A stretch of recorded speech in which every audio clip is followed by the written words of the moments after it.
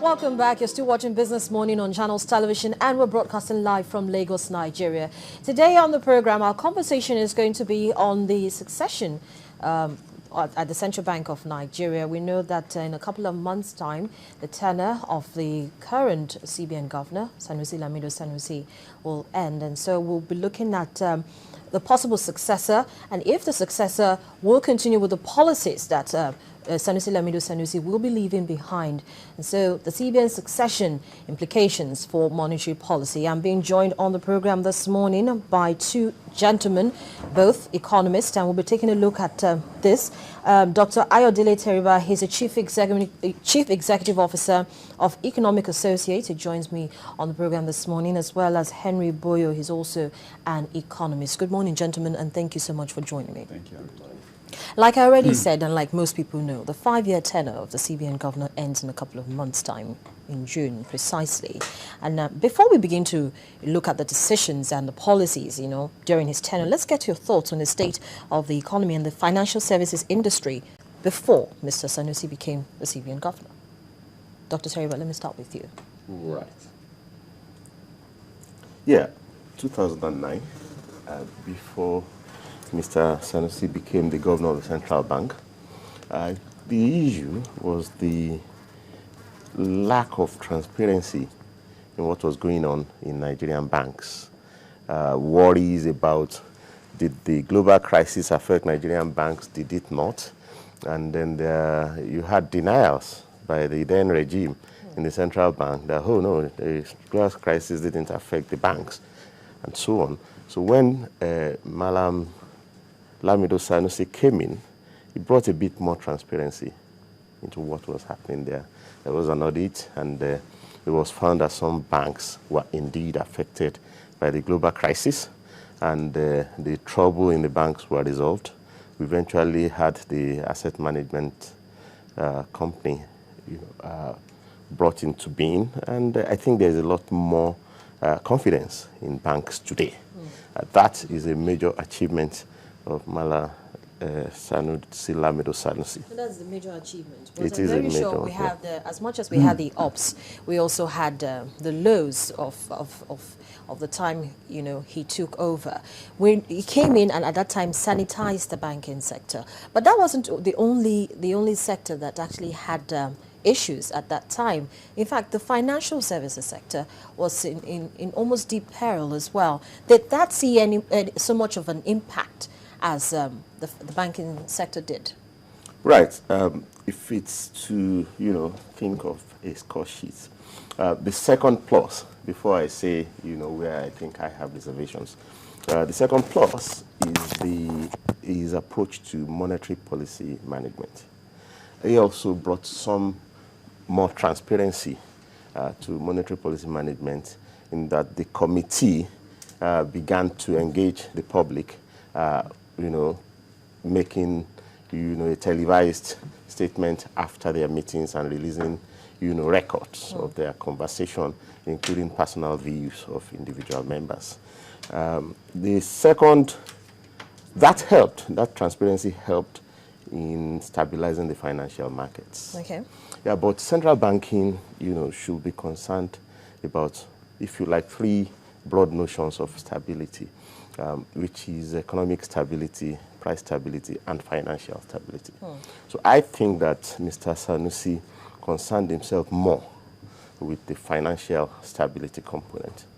I do not think he paid that much attention to economic stability, as in ensuring he inherited an economy that had accelerating growth. Shortly, after he took over, when they started tightening monetary policy, growth decelerated for 2 years in a row, for 8 quarters, and they still maintain that tight stance. That, for me, is a minus. That in his time, the trade-off that should necessarily be pursued between growth and inflation was not pursued. Okay. He went all out, for making sure that price, the inflation kept falling, and he did it at the expense of growth acceleration. Mr. Boyo, do you share the same view as well? Well, it depends on which view you're talking about. He's talked about the presumed regulatory success. Yes, and then he's also mentioned the fact that in spite of, the situation, the variables that we had on ground, instead of loosening its hold on monetary policy, there was a further tightening. What we saw, he said, that the decelerating growth for like 2 years. Now, instead of, going with what we're seeing according to market forces, there was further tightening. And so there wasn't much of funds or, finances being channeled to key sectors that needed to grow. I think you're right to that extent, but the reality, of course, is that monetary policy framework in Nigeria has never been structured to provide or produce or induce growth. Okay, it has never, in the last 2 decades, from the time of Joseph Sanusi to the time of Professor Solido, and on to the current Sanusi, there has been an abysmal misunderstanding of what monetary policy is supposed to be. In countries that are successful and focused and disciplined, you will find, for example, in the US, when there was indication that there was a huge level of unemployment and companies were closing down, what did the government do? The government made things easy to make funds easily accessible to the real sector so they could grow at very, very benign interest rates. But in Nigeria, you would find over the last decade and more that the reverse is always the case. When we find that there is huge unemployment, when we find that there's a disconnect within the system, the central bank authorities have invariably done the wrong thing, so which is what you are saying, so that you expected. It's something that it wasn't really a problem he came to create. It's a problem he came and met. Certainly inherited it, and he sustained the recklessness of government borrowing back its own money, as he himself later confessed to have been doing for ages. You wouldn't, under normal circumstances, borrow back your own money at interest rates of 10, 11, 12%. This has been sustained not by Sanusi, but by Solido, but by Joseph Sanusi before him, and possibly the other guy before Joseph Sanusi.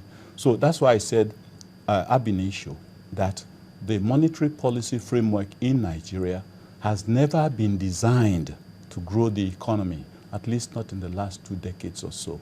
And unfortunately, Sanusi inherited the same ridiculous, reckless system where a government puts money in the hands of the banks and borrows it back. And it's not out of lack of knowledge, because this was put in their consciousness in the public domain for a very long time. But this will reduce now that we have the increase in the public sector. No, there you are wrong again, because that again is what you might call, in very benign terms, a scam.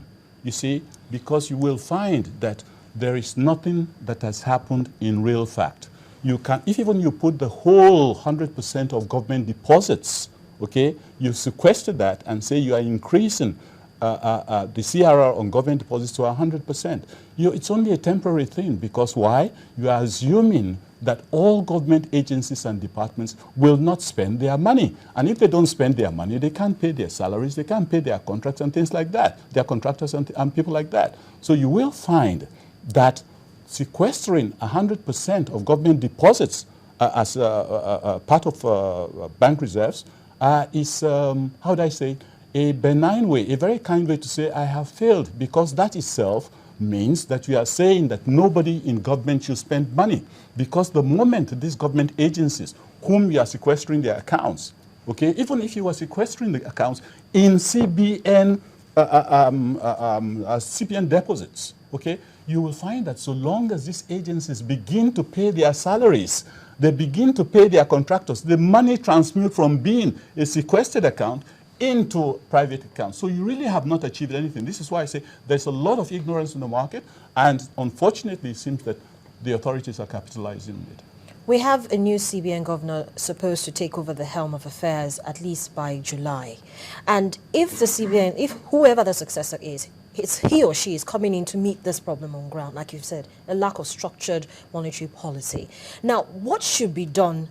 Because it's almost like the person's hands are tied. Not tied. The person has tied their own hands before the start. So how can we, or what can be done, or what should be done to ensure that, because they're going to hit the ground running. There's so many things already on ground. As we know, we are import dependent on so many things. Then this is a pre-election year. So many factors are already, up and running even before the person gets here. So what can be done to ensure that this same mistakes that have come over the decades don't continue? A mistake is a mistake when it's inadvertently made, okay? Because if it's a mistake and you realize it's a mistake and it has been brought to your attention, you don't continue. If you continue, it's either folly, recklessness, or sabotage. Simple, And it is clear that these mistakes have been enduring because why?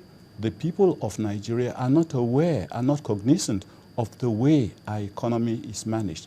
Until people like Sanusi started making simple confessions, false confessions, that look at what we have been doing all these years. What a wonderful business model for the banks. We put money in their hands one day, and we come back and borrow the same money back. And not only that, do you know we don't use the money for anything? We actually just sequester the money and keep the money idle. But don't worry, we are prepared to pay 10, 11, 12% interest on these loans.